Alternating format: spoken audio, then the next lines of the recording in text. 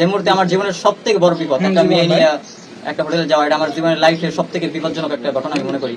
ও প্রতিশোধ নেওয়ার ট্রাই করছে সেই থেকে নিয়ে আমাদের সিলেবাসে যারা চলে, আমাদের সিলেবাসের অন্তর্ভুক্ত যারা, আজকে সিলেবাসের অন্তর্ভুক্ত না, আমরা হচ্ছে কমই সিলেবাসের কম সিলেবাস। আচ্ছা, মেয়েটাকে রাইখে আসছিলাম কুয়াকাটা।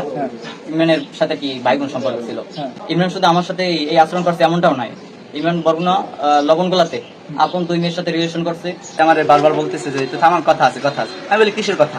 বলে কথা আছে। তারপর আমার মুসল্লি যারা ছিল তারা বলতেছে যে ভাই কি হয়েছে, তোমার সমস্যা কি? যদি কোনো সমস্যা হয় নামাজের পর বলো বা আমার হুজুরের বয়ান শেষ হোক তারপর বলো। তাই না আল্লাহর কথা ছেড়ে মারিলাম, যে বলছে মারিলাম ওই মুসল্লিরা ওরে ধরছে। তো ভাই আমি আগে ইমামতি করতাম গত কোরবানির আগ পর্যন্ত। কোরবানির পরে আমার এই দুর্ঘটনা পরে যখন আমার ব্যাপারটা যখন সরাসরি হয়ে গেছে এলাকায়, পরবর্তীতে আমি এলাকা ছেড়ে আমি ঢাকা চলে গেলাম। ঢাকায় গিয়া একটা কুরিয়ারে জব নিলাম, কুরিয়ারে জব করছি। পরবর্তীতে আর কি আমার ড্রাইভিং আর কি শেখা ছিল। এখন তুমি ড্রাইভিং করো? হ্যাঁ, এখন বর্তমানে